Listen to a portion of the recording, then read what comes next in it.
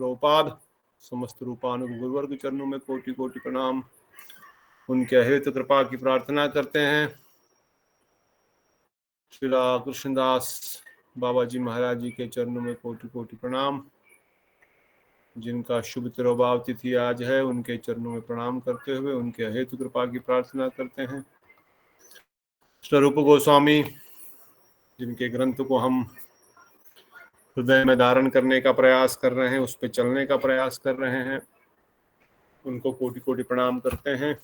और एकत्रित भक्त वृंद, समस्त मातृ वृंद, यहाँ पर बीटा दीदी, चंद्रमोहन प्रभु जी, दिवश्री दीदी, दीप्तोषी दीदी, मानसी दीदी, मुकेश प्रभु, प्रवीणा दीदी, दंडवत प्रणाम। हरे कृष्ण प्रभु, दंडवत प्रणाम। शीला दीदी, शिवानी दीदी, श्रुति दीदी, दंडवत प्रणाम। सुमन प्रभु, चंद्रकांता दीदी और हिमानी दीदी, सबको हरे कृष्णा, दंडवत प्रणाम। दंडवत प्रणाम प्रभु जी। तो श्री कृष्णदास दंडवत प्रणाम। हरे कृष्णा प्रभु जी। आज शुभ तिरुभाव तिथि है। थोड़ा सा उनका जीवन चरित्र के बारे में पढ़ेंगे, क्योंकि वैष्णवों का आविर्भाव और तिरुभाव तिथि पे उनका थोड़ा सा गुणगान करने से हमारा परम कल्याण होता है। उनका थोड़ा सा भी गुणगान करेंगे और हमारा होगा परम कल्याण, क्योंकि वैष्णवेर गुणगान ताहे जीवेर त्राण। तो विशुद्ध चैतन्य वाणी से परम पूज्य श्री भक्ति विज्ञान भारती महाराज जी कहते हैं, श्रीला कृष्णदास गविराज, श्रीला कृष्णदास बाबा जी महाराज जो थे, वह श्री प्रभुपाद भक्ति सिद्धांत सरस्वती ठाकुर के शिष्य है। कहते प्रभुपाद जी जब भी किसी को दीक्षा देते थे, हरिनाम देते थे, उनका नाम अपनी डायरी पे लिखते थे और फिर खुद उनके जो कार्मिक नाम है, मतलब जो फैमिली नेम है, उसके सामने फिर वह उनके लिए दीक्षित नाम, उनका जो स्पिरिचुअल नाम है वो लिखेंगे। कहते इसी प्रकार से एक बार कृष्णदास बाबा जी महाराज जब प्रभुपाद जी से दीक्षा लेने के लिए पहुंचे, उन्होंने उनका नाम लिखा था सर्वेश्वर दास ब्रह्मचारी, उनके पूर्व नाम के सामने। पर बाबा जी महाराज जब वहां पर पहुंचे, प्रभुपाद जी के कमरे में आने वाले थे, तो किसी भक्त ने वहां पर गलती से उनको बोल दिया कि आज दीक्षा नहीं है। तब बाबा जी महाराज ने बोले, it is only appropriate that things proceed according to my अधिकार। ये ठीक रहेगा कि मेरे अधिकार के अनुसार ही चीजें ठीक ठीक से आगे बढ़े। मेरी क्वालिफिकेशन जो है उसके अनुसार से मुझे जो भी प्राप्त होना है वो होगा और हो। It is quite sufficient for me to learn how to properly honor and chant Harinam as I have most mercifully received. तो मेरे लिए काफी है कि मैं नाम जप करता रहूं और उनकी कृपा को प्राप्त करूं। अर्थात जिस प्रकार से मेरा अधिकार है, जो भी मेरा अधिकार है, प्रभुपाद जी मेरे अधिकार के अनुसार मुझे दीक्षा देना चाहें तो मुझे दीक्षा दें और मुझ पर कृपा करें। अगर मेरी क्वालिफिकेशन, मेरा योग्यता दीक्षा प्राप्त करने की नहीं है, तो जो हरिनाम मुझे मिला है कृपा पूर्वक प्रभुपाद जी से, तो मैं उस हरिनाम को ही निरंतर करता रहूंगा। तो क्योंकि प्रभुपाद जी के कमरे के बाहर ही ऐसा बात कर रहे थे बाबा जी महाराज, उस समय तो बाबा जी नहीं थे, उनका नाम था सर्वेश्वर। तो सर्वेश्वर प्रभुपाद जी ने थोड़ा सुन लिया और उनका नाम जो उन्होंने लिखा था, क्या लिखा था, सर्वेश्वर से स्वाधि करनानंद, which means he who delights in his qualification, जो अपने गुणों से प्रसन्न है, ऐसा उनका नाम लिखा। तो कहते हैं बाबा जी महाराज का जो जीवन था वह बड़ा ही सरल था, सिंपल लिविंग, हाई थिंकिंग। ऊपर उतरी एक पट्टा ओढ़ते थे कमर में, गर्दन पे, जैसे आप यहाँ देख सकते हैं। ऊपर एक पट्टा गले में डाल दिया और नीचे एक कूपन, एक छोटा सा कपड़ा लपेट लिया, जैसे बाबा जी लोग लपेटते हैं। तो इस प्रकार से बड़े सरल तरीके से रहते थे। और जो ठंड के समय जो गल वस्त्र उनका है, उसी को चादर के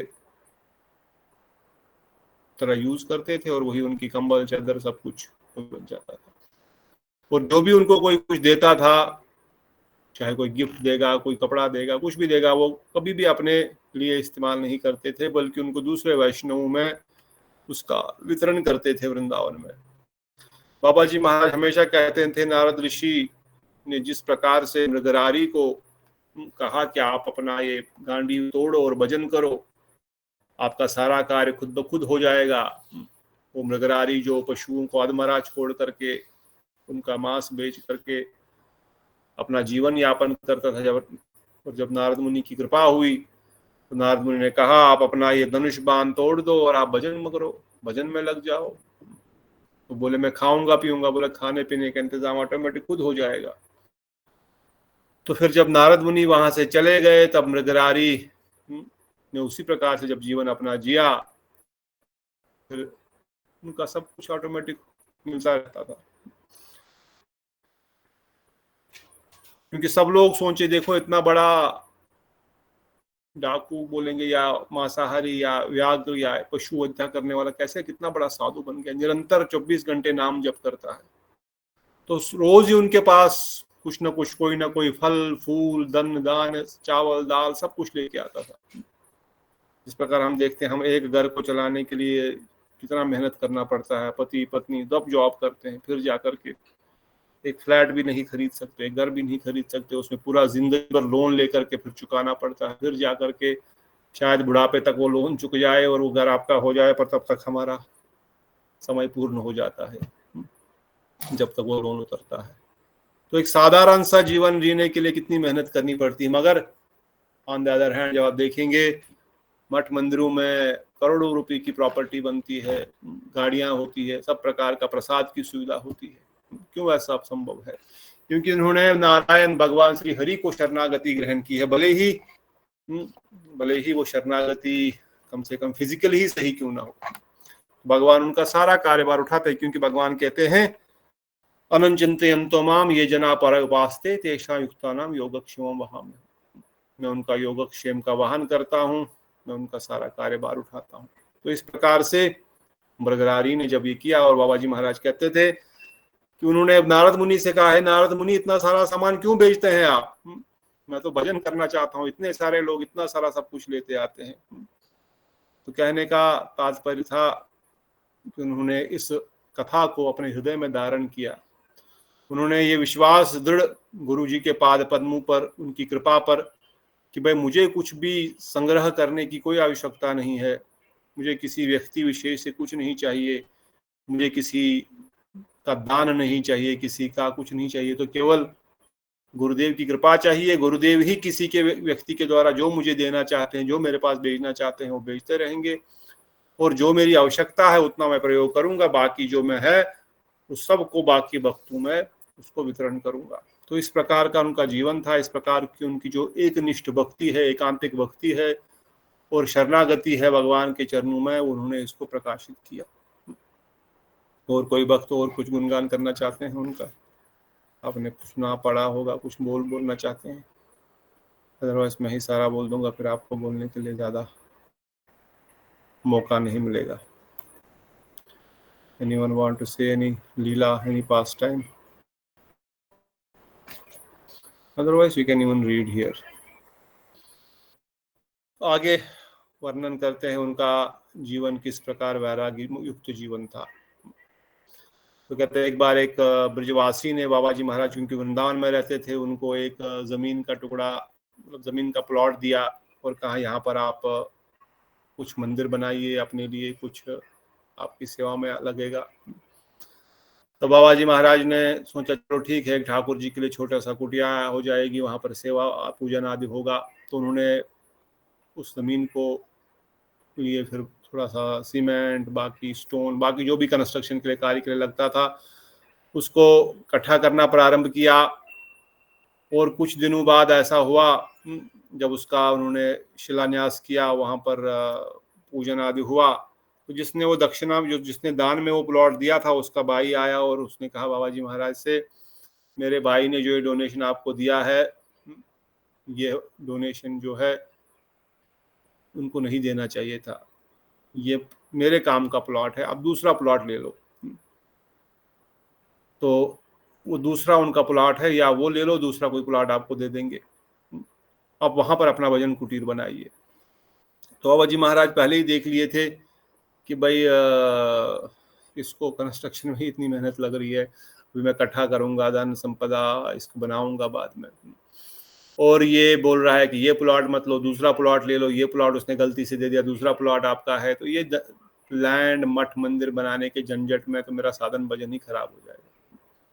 इसलिए उन्होंने कहा मुझे कुछ भी नहीं चाहिए, मुझे न ये आपका प्लॉट चाहिए, न वो दूसरा प्लॉट चाहिए, जो मैंने सीमेंट पत्थर मिट्टी ईंट वींट लाया ये भी आप ही रख लो, ये भी आपके काम ही आएगा। तो इस प्रकार से उन्होंने इवन मठ मंदिर बनाने से भी वैराग्य दिखा, बोला कि मेरे गुरु भाइयों के पास बहुत सारे मंदिर है, बहुत सारे मठ है, मुझे क्या जरूरत है अलग से मठ बनाने की, मैं उनके साथ ही रहूंगा, अगर कुछ मुझे कहीं जाना होगा तो मैं उनके साथ ही रहूंगा। उनको भी इस मठ मंदिर के चक्कर में बहुत कष्ट उठाना पड़ा, इसलिए बाबा जी महाराज ने उस स्थान को छोड़ दिया, और वह कभी फिर जिंदगी में न कोई मठ बनाए न कोई मंदिर बनाए, वो निरंतर किसी किसी स्थान पर बैठे रहते थे, और जब मौका मिलता था अपने गुरु भाई, कभी श्री भक्ति प्रज्ञान केशव गोस्वामी महाराज जी के पास, श्री भक्ति प्रमोदपुरी महाराज जी के पास, कभी माधव श्री भक्ति दैत्य माधव गोस्वामी महाराज जी के पास जाते थे।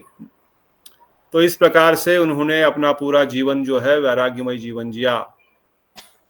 तो इस प्रकार से अगली कथा में बताते हैं कि बाबा जी महाराज एक बार बनवारी लाल सिंह कन्हैया से मिले कलकत्ता में, वहाँ पे उन्होंने बहुत ही सुंदर कीर्तन किया।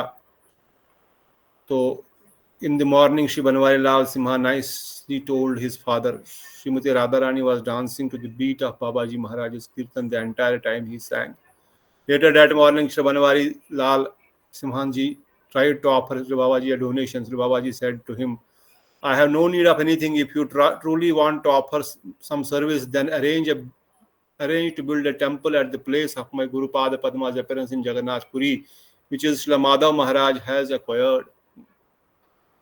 Srila Banwari Lal began to cry. When his sister-in-law asked him why he was crying, he told her everything and considered, I am sure that three of us, my father, my brother, and I, can manage to build a temple. After consulting with the family, it was decided they would surely construct a temple there. In this way, Srila Babaji Maharaj encouraged and inspiration, accomplished such a great service though he himself was possessionless and maintained by life of begging alms. तो जगन्नाथपुरी में जो चैतन्य मठ है, जगन्नाथ मंदिर के सामने प्रभुपाद जी का जो जन्म स्थान है, तो वो स्थान भी धीरे धीरे चला गया था। तैसे तैसे परम पूज्य श्री भक्तिदत्त माधव महाराज ने उस स्थान को वापस लिया, और फिर वहाँ पर मठ मंदिर का निर्माण हो, उसके लिए कृष्णदास बाबा जी महाराज ने उन परिवारजनों से कह करके, उनको प्रेरणा दे करके वहाँ पर कंस्ट्रक्शन काम करवाया। तो इस प्रकार से अपने गुरुजी के लिए सेवा करे, अपने गुरुजी के लिए मठ मंदिर बनाए, पर अपने के लिए कभी कुछ नहीं मांगे। कहते हैं 19 में गुरु महाराज ट्रैवल्ड टू मथुरा। भक्तिदत्त माधव महाराज जी के बारे में बोल रहे हैं Shila Bhakti Vigyan Bharati Maharaj. Okay, if anyone want to read you can read, it will be your offering. पढ़ना चाहते हैं कोई इसको? जी प्रभु जी, मैं पढ़ूं? Yes. Sweetly welcoming a god brother. In 1956, Guru Maharaj traveled to Mathura from Kolkata in a reserved coach, accompanied by a large group of devotees to lead Sri Chaitanya Gaudiya Math's Sri Vrajamandal Parikrama, along with Sri Dinabandhu Das Babaji Maharaj. Sri Krishna Das Babaji Maharaj traveled to the Mathura railway station, all the way from his residence at Srila Sanatan Goswami's Bhajan Kutir in Nandagram. When Guru Maharaj and his party arrived at the station, Srila Babaji Maharaj jubilantly welcomed them by performing exceptionally beautiful Sankirtan and sweetly playing Mridanga. He used to say, Sri Madhav Maharaj is especially venerable for having carefully protected the tradition of performing Sri Brajamandal Parikrama, a practice Srila Prabhupada had earlier re-established. His heart-touching Kirtan. In 1962, after the conclusion of the Kumbh Mela in Haridwar, it so happened that by chance Guru Maharaj and the presiding Acharya of Sri Chaitanya Math traveled to Dehradun at the same time with separate preaching parties. It was during this time in Dehradun that Srila Krishnadas Babaji Maharaj left the Chaitanya Math party and, with his little bundle of bedding in hand, met with Guru Maharaj at Gita Bhavan. Guru Maharaj was just finishing his morning lecture when Srila Babaji Maharaj arrived. Seeing him, Guru Maharaj became overwhelmingly delighted and called out, Babaji Maharaj, Madhurena Samapayat. With sweetness we conclude. Please retire this assembly with your melodious kirtan. Srila Babaji Maharaj then sang Sakhe Kalaya Gaura Udaram. At that time, my god brother Shri Bhakti Prasad Puri Maharaj said to me, Sanskrit kirtans like this do not suit the audience here. Who will understand its meaning? Only Nam kirtans like Radhe Radhe Govinda Govinda Radhe will be appreciated. I did not respond to this but remained silent. When Srila Babaji Maharaj concluded the kirtan by chanting the Mahamantra, the in charge of Gita Bhavan, an elderly gentleman wearing large pendant earrings, jumped to his feet and called out, Sohna, Sohna. What is he saying? I asked Puri Maharaj. Sohna in Punjabi for very beautiful, he replied. I then asked, you were saying that Srila Babaji Maharaj's kirtan would not be well received here and that no one would understand it? If this is the case, why is this person saying very beautiful? Is he not Punjabi? Yes, he is Punjabi, he said, but I do not have an answer to your question. The next day, Guru Maharaj asked another person, an expert singer, to perform kirtan before his class. 2 minutes into the kirtan, the same elderly person stood up and with folded hands said, Please request Babaji Maharaj to sing. Although we do not understand the words he sings, his voice touches our hearts. Guru Maharaj then asked Srila Babaji Maharaj to perform kirtan. Srila Babaji Maharaj sang Namami Nanda Nandanam, Radhe Jaya Jaya Madhava Daite, Krishna Deva Bhavantam Bande and other Sanskrit kirtans, and everyone listening was immensely pleased. After the kirtan, I told Shri Puri Maharaj, according to my understanding, there are three reasons these people appreciate Srila Babaji Maharaj's Kirtan despite having no understanding of Sanskrit. Firstly, Bhagavan himself has said, Mad Bhakta Yatra Gayanti Tatra Tishtami Narada. I am present wherever my devotees sing my glories. Having become Anabhlashita Shunyam or free from even the slightest tinge of extraneous desires, Srila Babaji Maharaj performs Kirtan from the core of his heart and thereby engages in Anukulyana Krishnanushrilanam, a favorable activity performed purely for the pleasure of Sri Krishna. His kirtan is therefore fully capable of compelling Sri Bhagavan, the embodiment of bliss, to appear and turn this place into his residence, Golok Vrindavan. When the embodiment of bliss is personally present, isn't it only logical that everyone else present will experience bliss directly or indirectly? कोई और पढ़ना चाहते हैं? तो मैं continue कर सकती हूँ. जी जी दीदी. हाँ दीदी पढ़िए. कहाँ से पढ़ना होगा? The devotees, Srimad Bhagavatam 11.3.31. कौन पढ़ना चाहता है? प्रभु जी मैं दीप्तोश्री, पर कुछ शेयर नहीं किया है. शेयर नहीं किया? शेयर नहीं प्रभु जी. नहीं शेयर है प्रभु जी. आप मेरे इसके ऊपर क्लिक करके देखो, मेरे नाम के ऊपर. मुझे कुछ दिखाई नहीं पड़ रहा है, पता नहीं. आप नीचे स्क्रॉल करके जाएंगे तो शायद प्रभु जी का वो डेस्कटॉप वाला इमेज दिखेगा.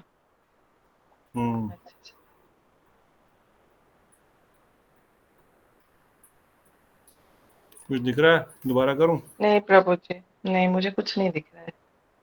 एक बार दोबारा करके देख लो, अगर अभी आपको कुछ स्क्रीन आता है तो you can do, otherwise no problem. जी अभी आया प्रभु जी. शाबाश. The devotees remember and remind one another of Sri Hari, the remover of all misfortune. Thus their devotion causes the appearance of devotion in others and their bodies become agitated with ecstasy, with the hairs of their bodies standing on end. According to this verse, bhakti is infused in the heart of the bhakti already present in another's heart. Although language is essential in communicating matters of the heart, for one whose heart is devoid of bhakti, mere knowledge of language is insufficient to inspire bhakti in the hearts of others. It is only because of the pure bhakti present in the heart of one's word, are infused with divine power. Only then it is possible for bhakti to be transmitted to the hearts of one's listeners, and only then will the listener feel inspired to render devotional service. Thirdly, Babaji Maharaj's Kirtan is the very embodiment of Srila Bhaktivinoda Thakur's words. হৃদয় হইতে বলে জীবরে আগ্রেতে চালে শব্দরূপে কারে নিত্য. When one speaks from one's heart, Krishna dances on one's tongue in the form of sound. It is for this reason that Babaji Maharaj's Kirtan touches the hearts of those who hear it. His unpretentious, easygoing nature. One time, Srila Babaji Maharaj joined our Brajamandal Parikrama party while we were camped at Sri Brahmananda Ghat. At the time, I was charged with the service of managing suitable lodgings for the pilgrims and was staying in the rather humble shed-like structure. Upon seeing my simple shelter, Srila Babaji Maharaj decided it was favorable for his bhajan, and so he set up his bedding there next to mine. I was immediately apprehensive. It is like a guru to me. He is like a guru to me. I thought it is inappropriate for me to stay with him as he is some familiar roommate. Remaining honest, I humbly told him, Babaji Maharaj, your sleep is like to be disturbed if you stay here because I get up many times during the night to check on the camp patrol. Please allow me to arrange a more suitable place for you. No, no, Srila Babaji Maharaj said, you will not disturb me. Perform your service without worry for my comfort. During those nights together, I observed that no matter how many times I got up and came back, Srila Babaji Maharaj would be sitting upright in his mosquito net chanting the Harinam Mahar mantra the whole night through. He chanted in a very soft voice so as not to disturb the devotees nearby. He is always incredibly sensitive and considerate when it came to the convenience of devotees. और कोई पढ़ेंगे? Anyone else want to read? His exemplary humility. Srila Babaji Maharaj always remained equipoised. He did not respond to praise the immodesty gushing like milk boiling over or by becoming puffed up like an inflated balloon. Nor he would flare up into a fit of rage at criticism. In either situation, he would simply say Hare Krishna and move on.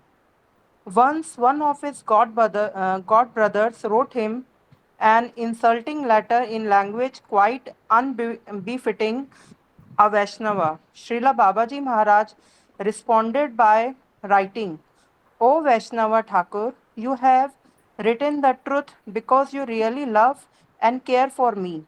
Previously, you used to encourage me through praise, but through your recent letter, you have bestowed your most sincere mercy upon me. Srila Babaji Maharaj was always absorbed in the most exemplary humility, a friend to all. Srila Babaji Maharaj was Ajat Shatru. Shatru. In other words, he never considered anyone to be his adversary. Although he divided most of his time between the association of Sri Srimad Bhakti Rakshak Sridhar Goswami Maharaj, Sri Srimad Bhakti Hriday Van Goswami Maharaj, Sri Srimad Bhakti Vilas Tirath Goswami Maharaj, and Guru Maharaj.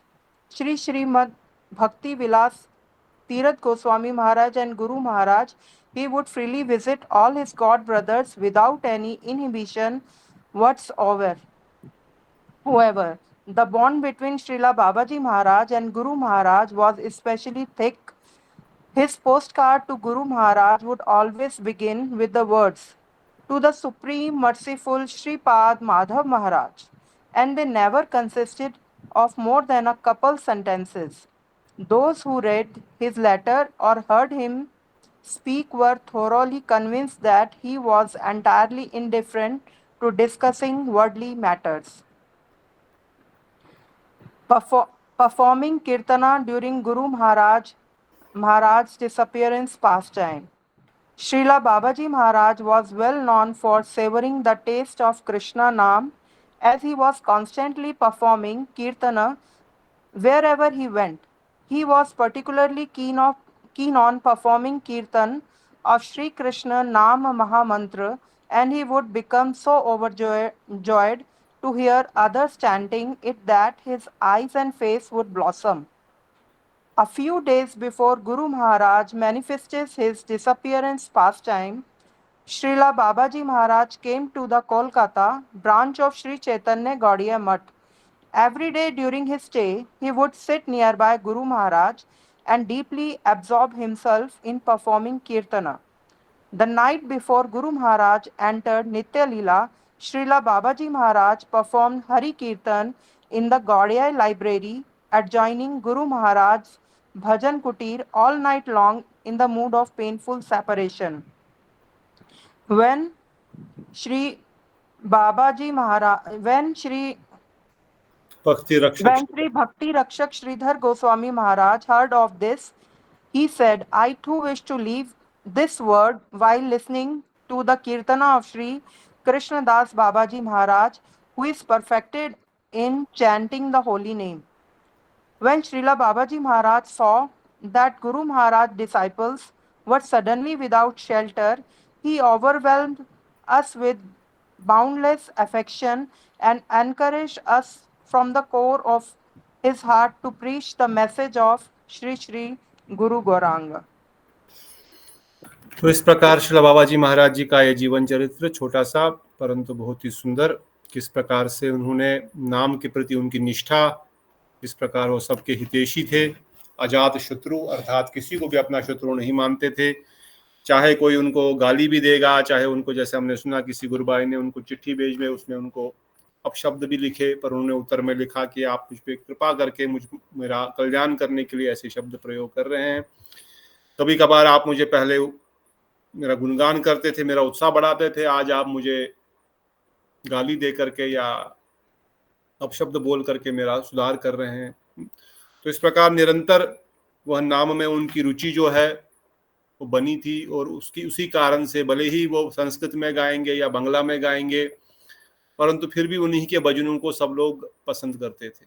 उनके भजनों को, उनके कीर्तनों में इतना आनंद था, जैसे बाबा जी श्रील भक्ति विज्ञान भारती महाराज जी लिख रहे हैं, या तो साक्षात ब्रजेंद्र नंदन वहां पर विराजमान है, नहीं तो नाम में जो शुद्ध प्रेम है वो झलक रहा है। इसलिए सभी को वो समझ में कुछ नहीं आ रहा, संस्कृत में गा रहे हैं फिर भी सब लोग बोल रहे हैं सोना सोना, हाँ बहुत बढ़िया बहुत बढ़िया, हाँ, क्योंकि वो जो शुद्ध वैष्णव की वाणी जो है वो कीर्तन है। जैसे प्रभुपाद जी, भक्तिवेदांत स्वामी प्रभुपाद, जब उन्होंने फॉरेन में प्रचार प्रारंभ किया अपने गुरुजी की आज्ञा लेकर के, तो बोलते थे I just chanted this Hare Krishna Mahamantra and suddenly some hippies started dancing.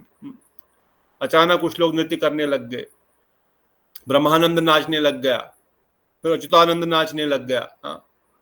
What is the power? This is the power of holy name. Actually वो शुद्ध नाम जब शुद्ध भक्त के मुख से निकलता है तो वह शुद्ध नाम जो है उनके हृदय में प्रवेश करके उनके हृदय को परिवर्तित कर देता है। इसलिए गुरुजन वर्णन करते हैं, जब भी मौका मिले सीनियर वैष्णवों के साथ महाभागवतों के पास बैठकर उनकी कथा सुनो, उनसे महामंत्र सुनो, उनका कीर्तन सुनो। वो जब जप करते हैं, कीर्तन करते हैं, भले वो ही कीर्तन गाएंगे जो आप गाते हैं, पर उनके कीर्तन बोलने से, उनका वो भजन गाने से वो भजन के भाव हमारे हृदय में प्रवेश करेंगे। ये उनकी वैशिष्ट है। इसीलिए बाबा जी महाराज भले ही किसी दूसरी लैंग्वेज में भी गा रहे हैं, परंतु फिर भी उन्होंने जो है उस चीज को प्रकाशित किया। तो अंत में श्री भक्ति विज्ञान भारती महाराज कहते हैं, उन्होंने मुझ पे कृपा करके मुझे अपनी सेवा करने का मौका दिया। उनके अंतिम समय में जब बाबा जी महाराज बीमार थे तब उनके साथ वो रहे।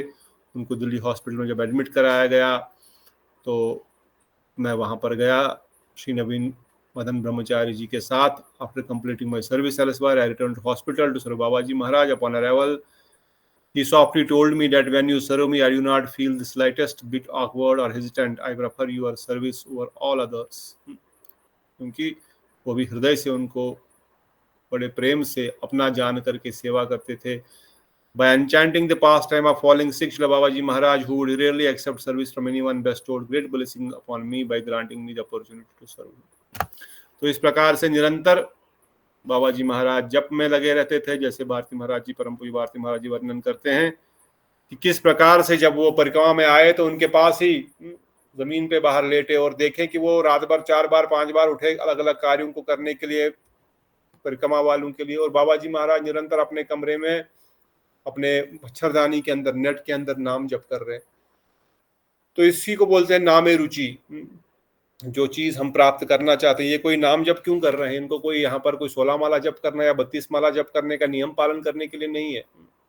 नाम में इतनी रुचि है, नाम में इतना रस आ रहा है, आनंद आ रहा है, कोई निरंतर नाम कर रहे हैं, वो सो भी नहीं रहे, दिन को भी कर रहे हैं, रात को भी कर रहे हैं, बैठ करके उठ करके निरंतर नाम कर रहे हैं। ऐसा एक नहीं, कई सारे जो भी हम वैष्णव, जो ऐसे महाभागवतों के जीवन चरित्र जब हम देखते हैं, ये सब निरंतर नाम में रत है, नाम की मस्ती में है। तो बोलते हैं नाम खमारी नानका चढ़ी रहे दिन रात। हाँ, नाम के नशे में निरंतर डूबे हुए हैं।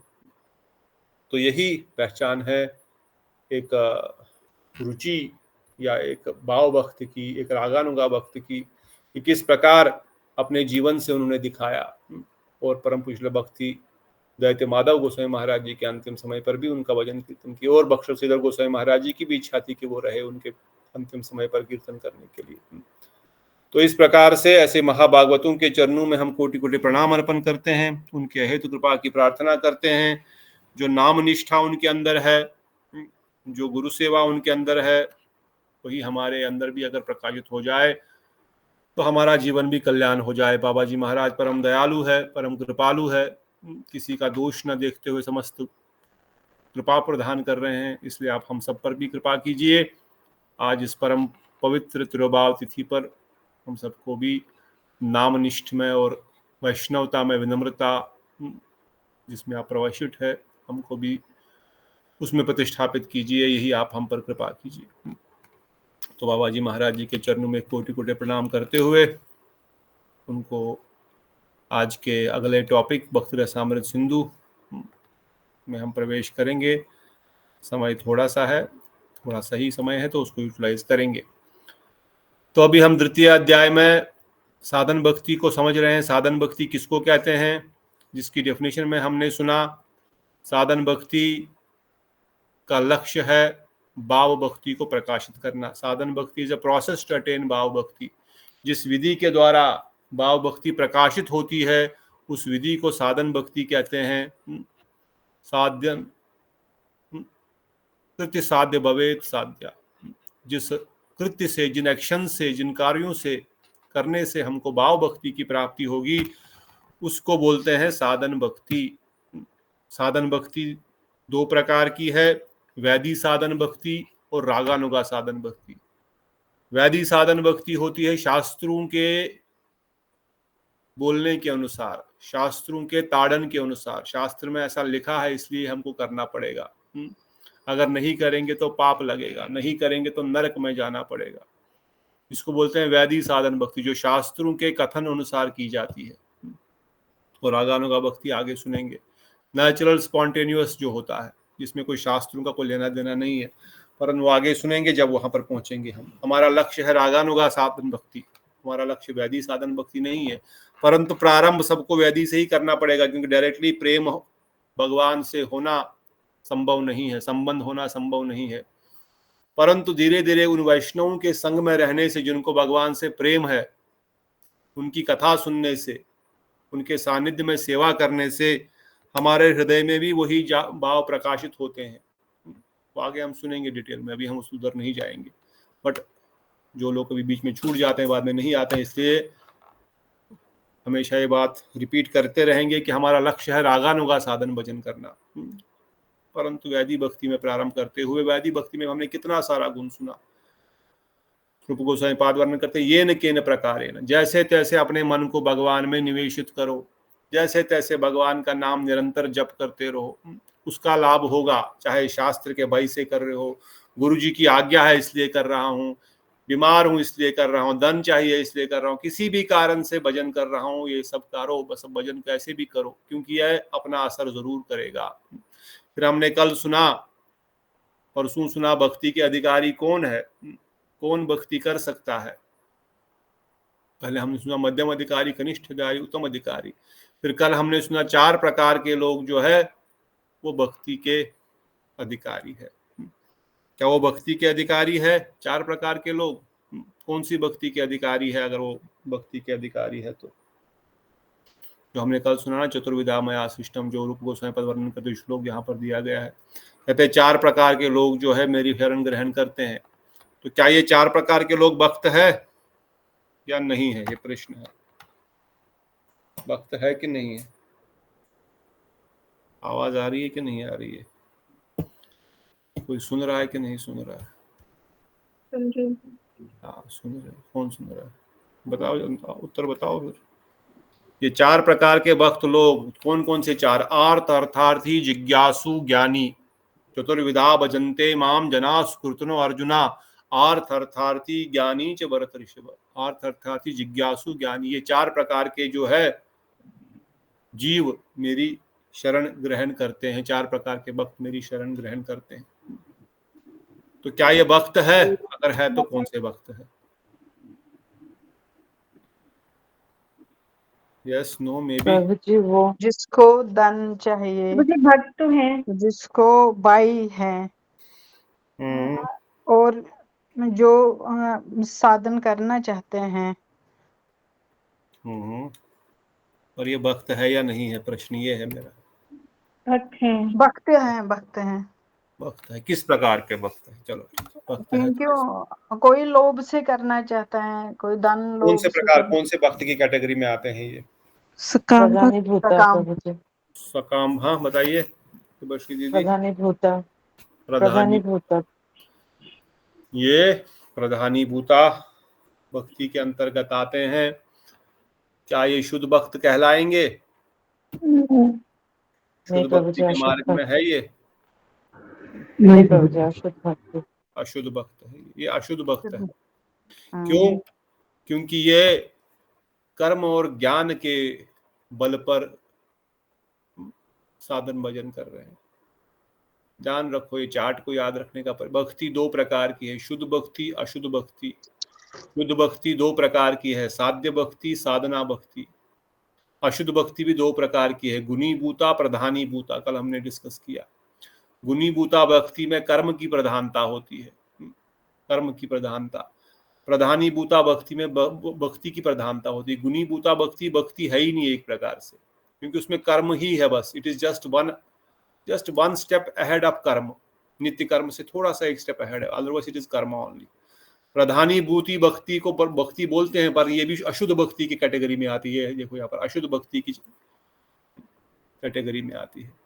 इसी में अर्थार्थी, ज्ञानी, भरत, शूद्र। पर क्या ये भक्त शुद्ध भक्त है? नहीं, ये तो अलग ही है। परंतु फिर ये शुद्ध भक्त कैसे बनेंगे? ये शुद्ध भक्त बन सकते हैं। अभी ये शुद्ध भक्त नहीं है, परंतु ये शुद्ध भक्त बन सकते हैं। क्यों? क्योंकि ये मंदिर आएंगे, ठाकुर जी के पास प्रार्थना करेंगे, वैष्णव से प्रार्थना, इनको सत्संग मिलेगा, सत्संग के प्रभाव से फिर शुद्ध भक्त बन सकते हैं। पर अभी वो शुद्ध भक्त नहीं है, अभी इनकी कैटेगरी शुद्ध भक्तों में नहीं की जाती है। मतलब ये भक्ति अशुद्धि, ये सकाम भक्तों में, अशुद्ध भक्तों में कहलाएंगे। इसमें भी प्रधानी भूता भक्ति में भी कर्म मिश्रा भक्ति, ज्ञान मिश्रा भक्ति और योग मिश्रा भक्ति के लोग होते हैं। जो हमने यहाँ पर एग्जाम्पल सुना, जो हम पढ़ रहे हैं यहाँ पर, चतुर्विधा भजन्ते माम, इनमें से पहले 3 जो है आर्थ, अर्थार्थी, ज्ञानी, ये कौन सी कैटेगरी के भक्त है? ये प्रधानी भूता में कौन सी कैटेगरी में आएंगे? कर्म में आएंगे, ज्ञान में आएंगे, योग में आएंगे? कर्म मिश्र भक्ति, क्योंकि ये कर्म करते रह रहे हैं। हाँ, भगवान से कुछ लेंगे, भगवान को कुछ देंगे, कर्म मिश्र भक्ति। इनमें से एक ही जो ज्ञानी है वो ज्ञान मिश्र भक्ति में आएगा। बाकी अर्थ, अर्थार्थी, जिज्ञासु भी कर्म में ही लगा हुआ है। फिर हमने कल एग्जाम्पल सुना, किसका एग्जाम्पल सुना? गजेंद्र का एग्जाम्पल सुना। आर्त, जब उसको हाथी ने, मगरमच्छ ने पकड़ लिया था, बहुत कष्ट में था, फिर भगवान को पुकारा। भगवान ने आया, उनका कल्याण किया। फिर हमने सुना ध्रुव महाराज का अर्थार्थी, जो ब्रह्मा जी जैसा प्लेनेट चाहते हैं। फिर जिज्ञासु, जिज्ञासु कौन है? जिज्ञासु का एग्जाम्पल यहाँ पे किसका दिया गया? मुकेश प्रभु, जिज्ञासु का एग्जाम्पल किसका दे सकते हैं? किसी का नहीं। और ज्ञानी का एग्जाम्पल किसका दे सकते हैं? चलिए, कोई भी बता सकता है। चतुर्सन का चतुर्सन किसका एग्जाम्पल है? ज्ञानी भक्त। चतुर्सन ज्ञानी भक्त है, वेरी गुड। और जिज्ञासु? प्रभु जी जो शौनक आदि ऋषि, यहाँ पे शौनक आदि ऋषि। तो जिज्ञासु है ना, सुखदेव गोस्वामी, सुत गोस्वामी से क्या वर्णन कर रहे हैं? अरे इतने हजारों सालों से हम तपस्या कर रहे हैं, अभी बता दो हमारे कल्याण का कारण, ये जन समुदाय के कल्याण का कारण बता दो, कैसे कल्याण होगा इनका। सुबह भी हमने पढ़ा, धर्म ने किसकी शरण ग्रहण करी है? भगवान ने पुरुष अवतारों का वर्णन, जिज्ञासा है बहुत सारी उनकी। नारद मुनि आपको कहाँ मिले? परीक्षित महाराज ने क्यों घर छोड़ दिया? लॉट ऑफ जिज्ञासा इज देयर। तो इसीलिए ये इतने बड़े भक्त होने के बाद भी इनको प्रधानी भूता शुद्ध भक्ति में केंद्रित कर दिया गया, at that stage when they are asking these questions. परंतु फिर गजेंद्र भी शुद्ध भक्त बन गया भगवान का दर्शन कर मात्र पाने से, और फिर अपना हाथी के शरीर में रहने के बाद भी साधन भजन करके भगवान वैकुंठ जगत को प्राप्त किया। ध्रुव महाराज ने भी जब केवल भगवान का दर्शन किया, कुछ बोल ही नहीं पाया, भगवान ने शंख छुआ तो फिर समस्त वैदिक ज्ञान उनके हृदय में प्रकाशित हो गया। तब उन्होंने भी बहुत गुणगान किया उनका और बोला मैं तो कांच मांग रहा था, अब तो मुझे बस आपका दर्शन चाहिए, आपका प्रीति चाहिए। तो कैसे संभव है ये भगवान के दर्शन करने मात्र से? तो ये भी शुद्ध भक्त बने, पर बाद में बने। शौनक आदि ऋषि भी सुत गोस्वामी के संग में भागवत सुनने से भक्तिर्भवती निष्ठ की शुद्ध भक्ति के स्तर पर आ गए। और 4 कुमारों का वर्णन किया गया, ज्ञानी भक्त या सुखदेव गोस्वामी ज्ञानी भक्त जो थे, या 4 कुमार जो ज्ञानी भक्त थे, वो भी भगवान की कृपा से, वेदव्यास मुनि की कृपा से वो भी फिर शुद्ध भक्ति में आए। 4 कुमारों ने भी जब ध्यान में भगवान के चरणों का मकरंद का सुगंध लिया, फिर उनका दर्शन करने के लिए वैकुंठ जगत वैकुंठ के अंदर आए और फिर वो भी शुद्ध भक्त बने। तो प्रधानीभूता भक्त भी, अशुद्ध भक्त भी भगवान की कृपा से, भगवान के संग से, वैष्णवों के संग से शुद्ध भक्त बन जाते हैं। परंतु क्या सभी बनेंगे या नहीं बनेंगे, इसकी कोई गारंटी नहीं है। क्यों? इसका कंडीशन है, बताया गया, भक्ति मुक्ति स्पृहा यथा पिशाची हृदय वर्ते तद भक्ति सुखस्य यत्र कथम अविद्यो भवेत्। While the demon-like desire of sense enjoyment of liberation is one's heart, how can a delight of pure bhakti appear there? जब तक हमारे हृदय में मुक्ति की अभिलाषा है, जब तक हमारे हृदय में इंद्रियों भोग की अभिलाषा है, तब तक ये शुद्ध भक्ति कैसे हृदय में प्रकाशित होगी? ये तो बड़े बड़े महान भक्त है ध्रुव महाराज, भली इच्छा है उनको संसार की, परंतु साधन भजन भी तो कर रहे हैं। अगर हमारे हृदय में भी मुक्ति और भुक्ति की अभिलाषा अभी भी है, तो फिर एक संभव पर नहीं है कि भगवान का प्रेम भक्ति हमको प्राप्त हो सके। क्योंकि प्रेम भक्ति का या साधन भक्ति का ही, उत्तमा भक्ति का पहला गुण है अनभिलाषिता। दूसरी कोई अभिलाषा नहीं चाहिए, न ज्ञान की, न मोक्ष की, न भोग की। इसलिए अगर ये 2 अभिलाषाएं हमारे हृदय में जब तक है, तब तक हमको कृष्ण प्रेम की प्राप्ति नहीं होगी, शुद्ध भक्ति की प्राप्ति नहीं होगी। हम प्रेमानंद का अनुभव नहीं कर सकते हैं। जो भक्ति में आनंद की अनुभूति है, जो अभी हमने कृष्णदास बाबा जी महाराज का जीवन चरित्र सुना, जो निरंतर नाम जप में आनंद में डूबे हुए हैं, जो कीर्तन में आनंद में डूबे हुए, न खुद आनंद ले रहे, जो सुन रहा है उसको भी आनंद में डुबा रहे हैं, जिसको कुछ समझ में भी नहीं आ रहा वो भी आनंद में डूब के नाच रहा है, गा रहा है। कैसे संभव है? क्योंकि उनको नाम रूपी, कृष्ण प्रेम रूपी भक्ति का आनंद की अनुभूति हो रही है। पर जब तक इंसान को संसार के भोगों में आनंद आ रहा है तब तक ये संभव नहीं है। जिस मात्रा में हमारा भोग और मोक्ष के प्रति आकर्षण कम होता है उसी मात्रा में हमारी भक्ति में प्रवेश होगा। और अगले श्लोक में बताया गया, पढ़िए अगर कोई पढ़ना चाहता है। कहते हैं however the desire of liberation especially troublesome. ऊपर बताया भुक्ति मुक्ति, पर उसमें से बताया मुक्ति की जो डिजायर है ज्यादा खतरनाक है। ट्रू भक्ति attracts the heart and mind and life of a person. शुद्ध भक्ति ही एक जीव को आकर्षित करती है, उसके हृदय को, उसके मन को, उसके प्राण को। केवल शुद्ध भक्ति ही आकर्षित करती है, आनंद प्रदान कर सकती है। परंतु जो ये मुक्ति की अभिलाषा है, desire of liberation is troublesome, ये ज्यादा खतरनाक है। क्योंकि भुक्ति में चलो आदमी भुक्ति कर लेगा, थोड़ा भोग आदि करके, वैष्णव संग में रह करके, फिर तो कुछ न कुछ कृपा प्राप्ति उसको होगी ही।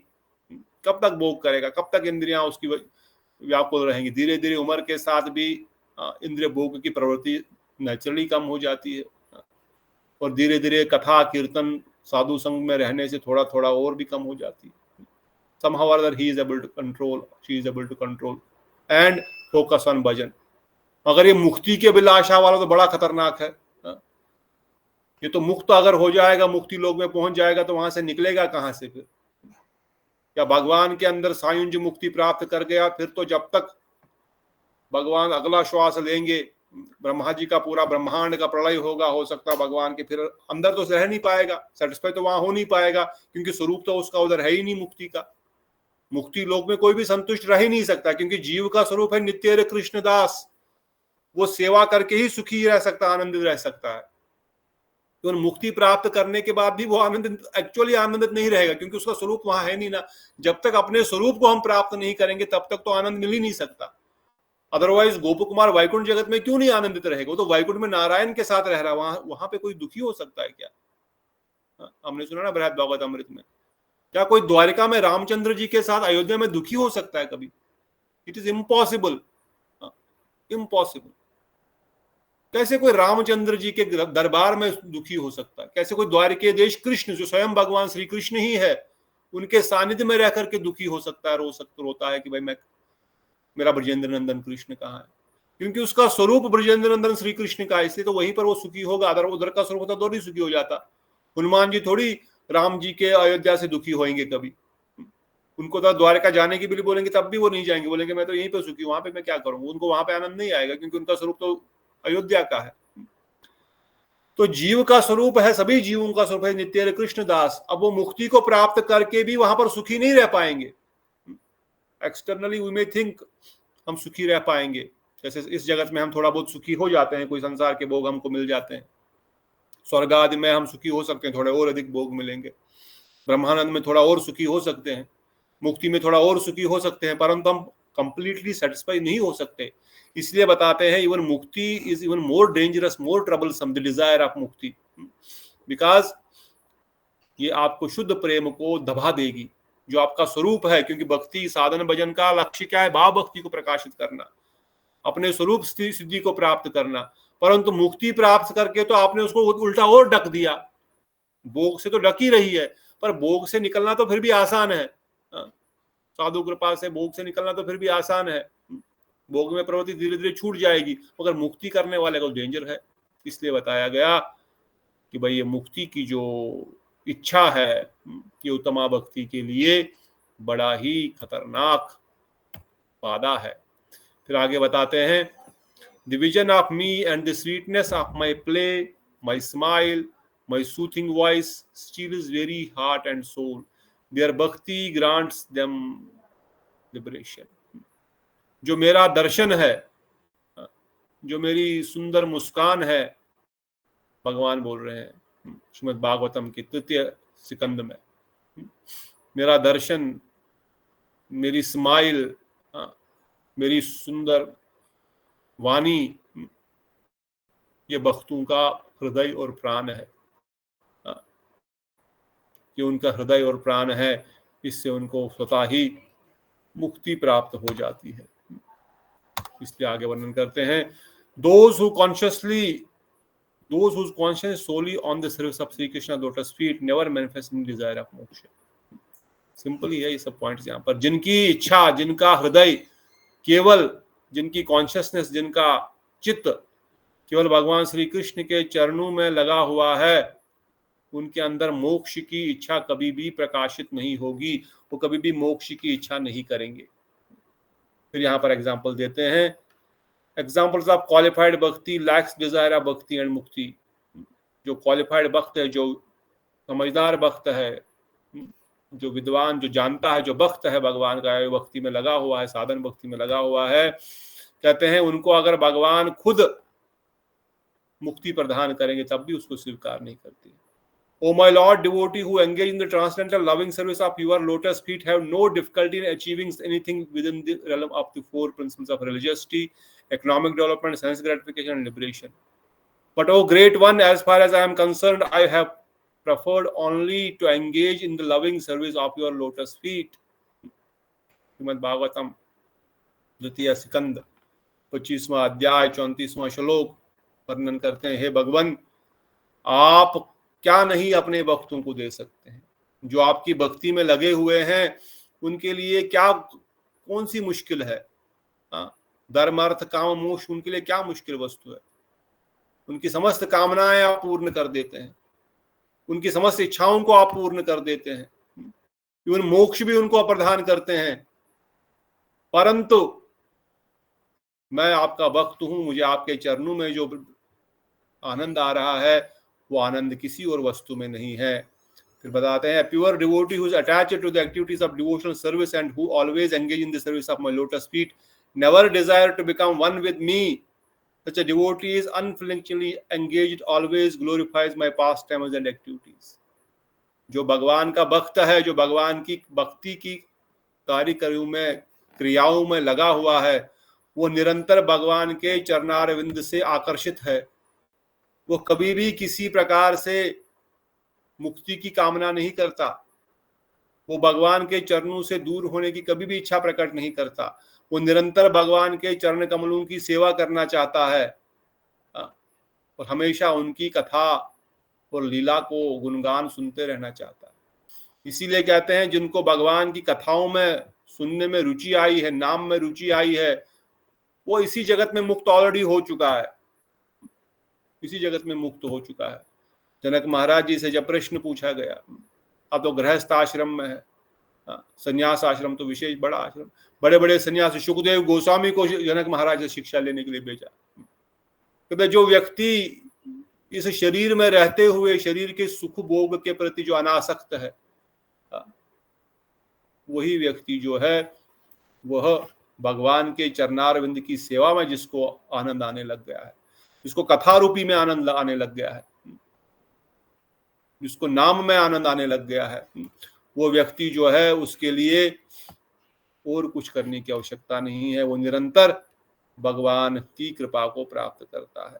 फिर भगवान खुद बताते हैं, pure devotee does not accept any kind of liberation, सालों के सारिष्टि, सामीप्य, सारूप्य और एकत्व, even though they are offered by supreme personality of Godhead. Bhagavatam 4:9-10। अगर स्वयं भगवान भी उनको बोलेंगे, चलो स्वालोक्य ले लो, मेरे जैसा लोक ले लो, आप मेरे जैसी सृष्टि प्राप्त होगी तुमको, सामीप्य, सारूप्य, मेरे जैसे स्वरूप प्राप्त करो, या सायुंज, या मेरे साथ मेरे में विलीन हो जाओ। ऊपर ही पहले बता दिया, मुझसे विलीन तो होने वो पसंद करेगा ही नहीं कभी, मैं भगवान में विलीन हो जाऊं, वो हमेशा मेरी सेवा करना पसंद करेगा।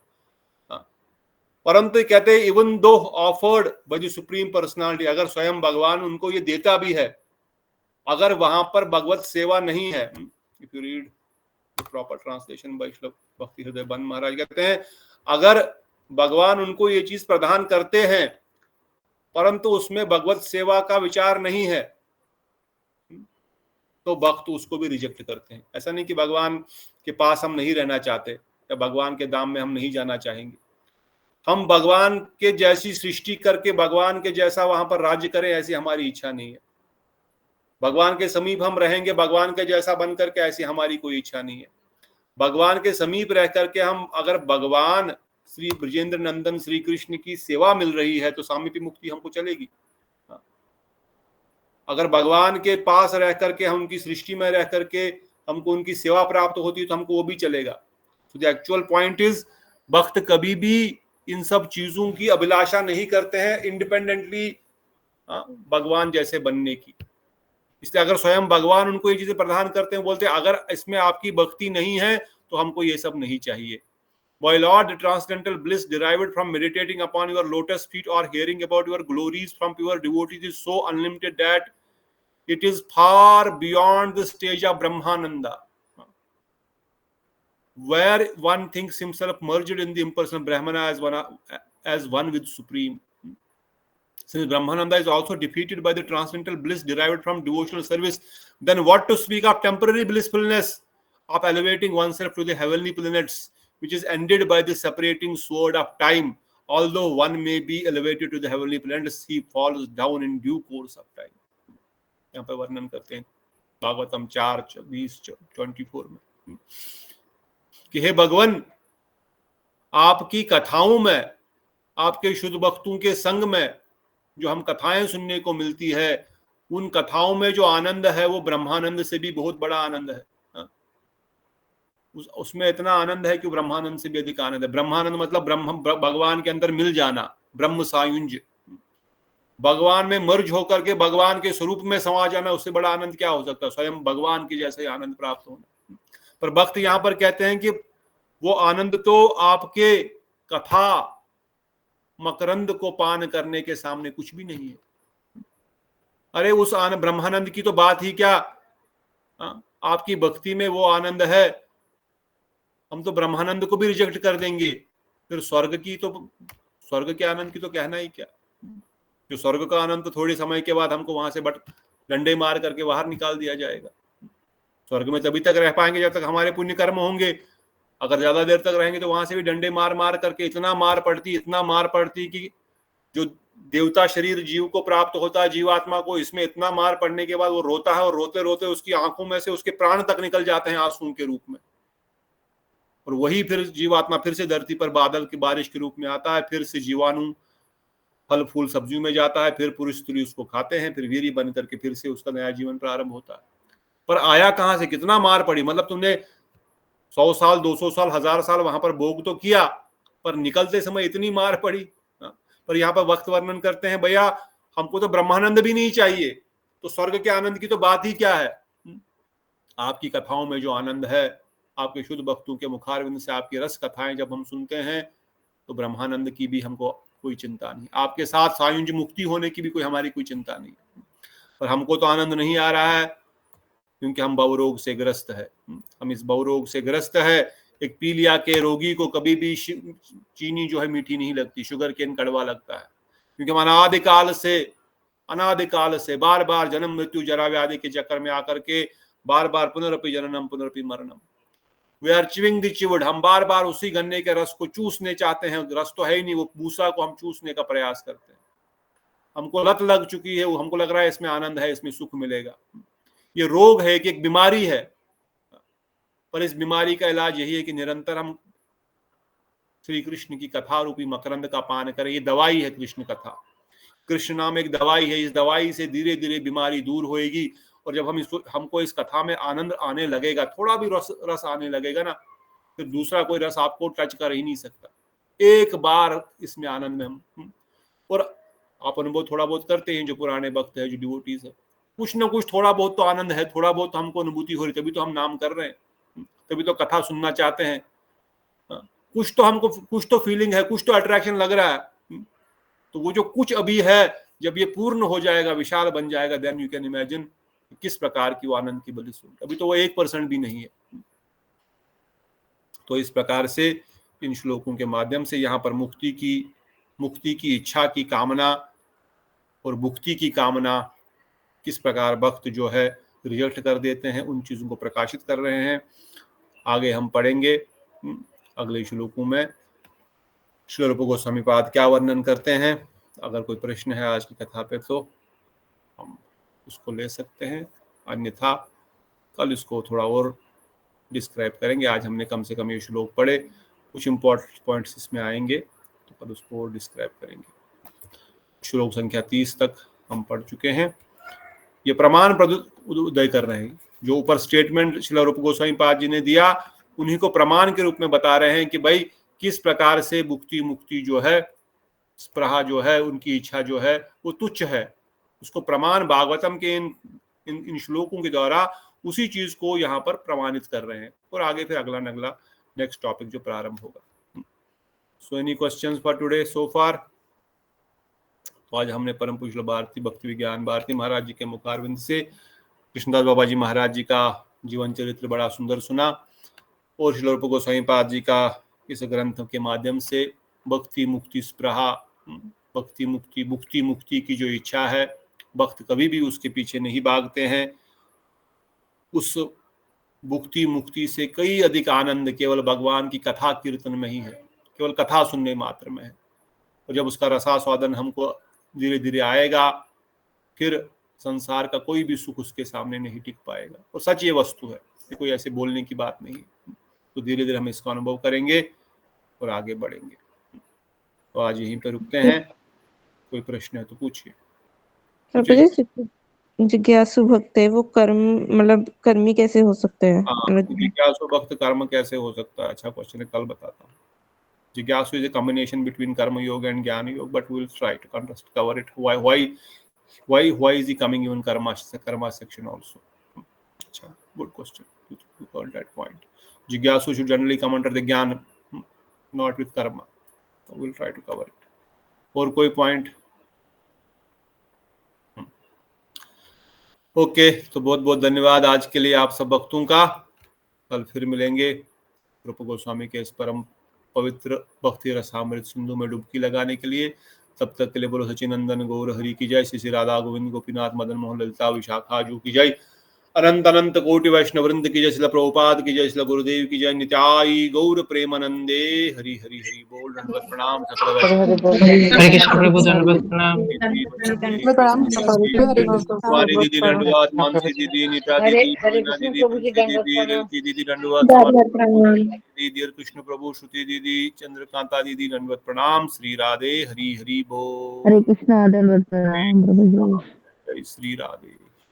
दंडवत प्रणाम हरे कृष्ण। दंडवत समर्थ प्रभु, दंडवत श्री राधे। सकले चरणों